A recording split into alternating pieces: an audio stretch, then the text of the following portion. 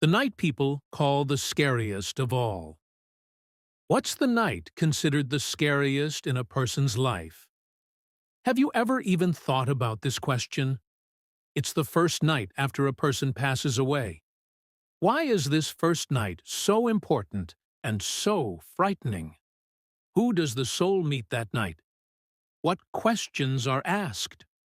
What happens to someone from the very first moment they leave this world? Maybe not knowing the answers is exactly what makes it all so scary for us. That night will surely come for everyone. But when? Today? 10 years from now? 1 minute later?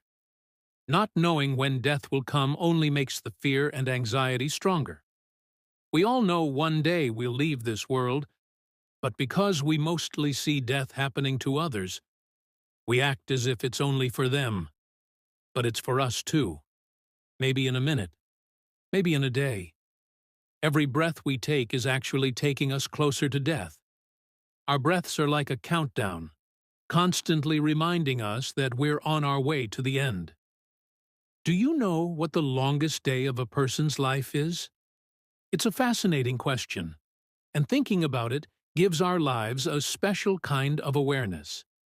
The longest day of your life is the day you're born. Some people get 5 years, some 40, some 80, but no matter how much wealth you have, you can't change that countdown. Death will inevitably reach all of us. Our family, loved ones, and friends will pray over us, carry us to the graveyard, and lower us into the grave. They'll be heartbroken. Some will cry. But at the end of the day, the children will leave, the parents will leave, the spouse will leave, the friends will leave, even the closest siblings will leave, and we'll be alone, just us and our Lord. At that first moment in the grave, you'll realize the only one you truly had to answer to in this life was God. You were meant to work for Him alone. Yes, the efforts you made for your loved ones will be rewarded, but in this moment, even they can't stay with you. No matter how much they love you, everything ends the moment you're lowered into the grave. So what happens after that? The angel of death. The first sign a person has left this world is the angel of death. He's severe toward disbelievers but gentle with believers, taking their souls easily, like smelling a fragrant flower. The chief of the angels of death is Azrael. His mission is to take souls. But Azrael doesn't personally take everyone's soul. He personally takes the souls of special believers and special disbelievers. Other angels under his command handle the rest.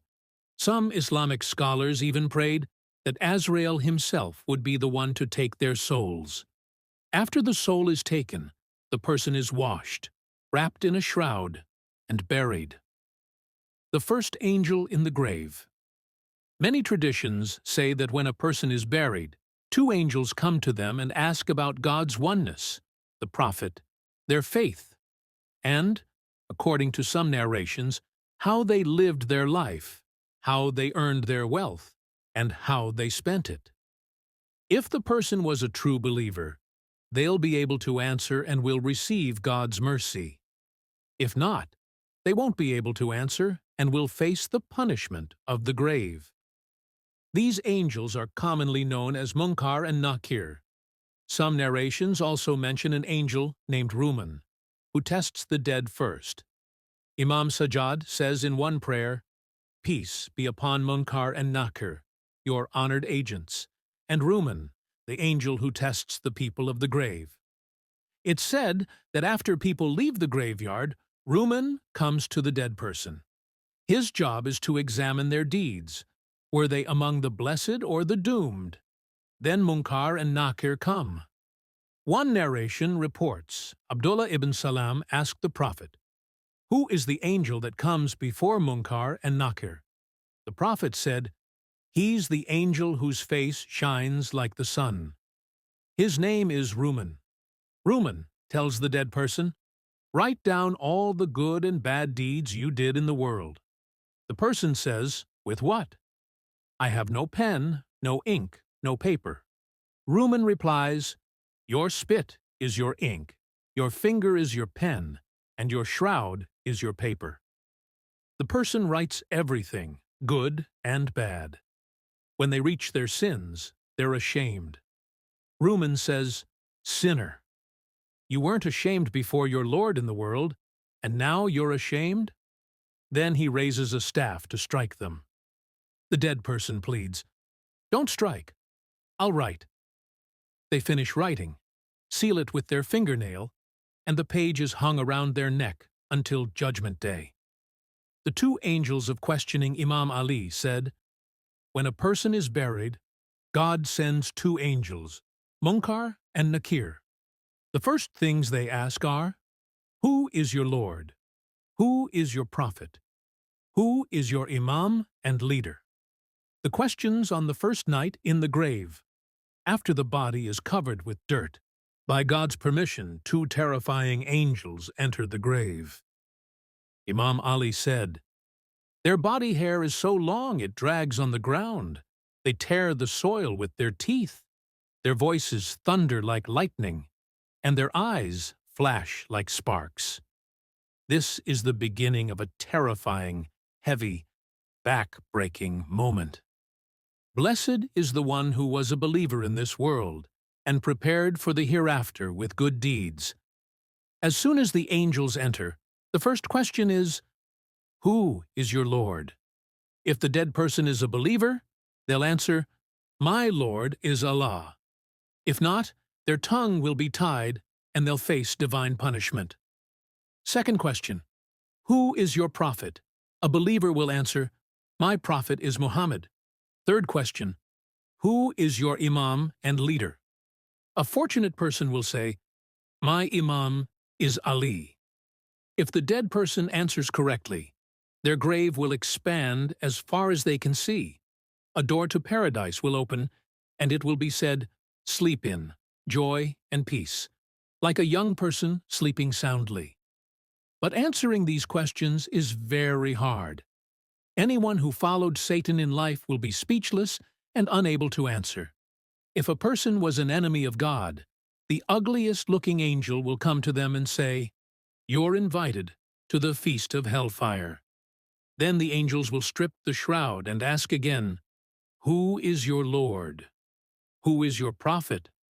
What is your religion? The person will say, I don't know. They'll be told, may you never know and never be guided. They'll be struck with such a blow that every creature except humans and jinn will tremble at the sound.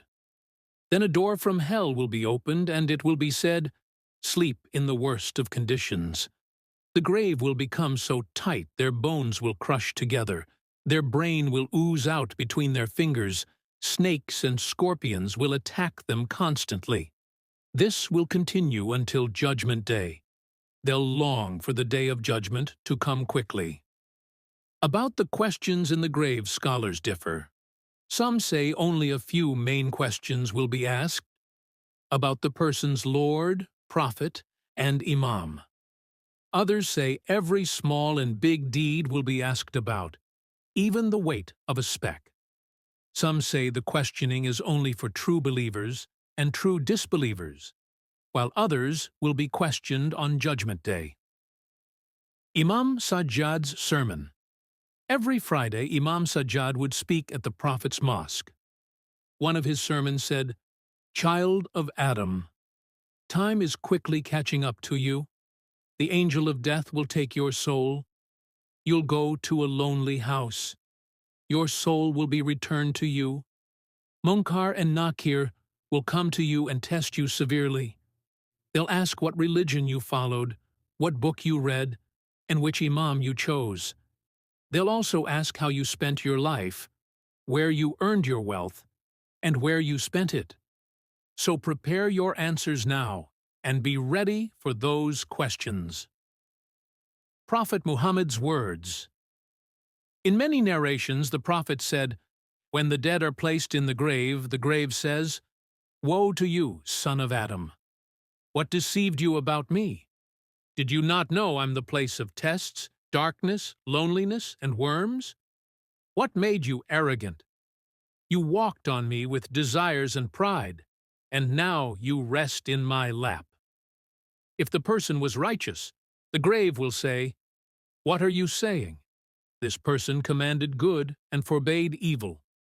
Then the grave will turn into a green garden full of flowers. Their body becomes light, and their soul ascends to God's presence. Questions for the body or the soul. Scholars have two views. Many say the questions are asked of the physical body in the grave. The soul temporarily returns to it. Imam Bakir said, "When a person is placed in the grave, the soul returns to the body. Then the two angels come and ask questions. But many philosophers say the questions are for the soul's spiritual body, the Barzakh body. They explain, the physical body buried under soil is not the same as the subtle body in the Barzakh realm. That spiritual body doesn't die. It sees and understands even more clearly. The grave here refers to that next realm that begins right after death. That's why it's called the world of the grave. According to the first view, even if someone isn't buried, burned, lost at sea, scattered in the air, God gives the body the ability to perceive and answer, and the punishment of the grave still reaches them. According to the second view, it makes no difference if the body is buried or destroyed. The questioning is for the soul's subtle body, not the physical one. The final reminder. Whether we like it or not, death will reach us. So we should watch our deeds and try to save ourselves from the hardships of that fearful day. Imam Ali said, "When a human being reaches the last day of this world and the first day of the next, their wealth, their children, and their deeds will appear before them. First, they'll turn to their wealth and say, 'By God, I was greedy for you. I hoarded you. What help can you give me now?' Wealth will reply, 'You only get your share for your shroud.' Then they'll turn to their children and say, 'By God, I loved you so much and always defended you. What benefit can you give me now?' The children will reply, 'Nothing. We can only bury you.' Then they'll look at their deeds and worship and say, 'By God, I always neglected you. You were heavy for me. What help can you give me now?' The deeds will reply, 'I'll be your companion in the grave and on Judgment Day until we're both brought before our Lord.'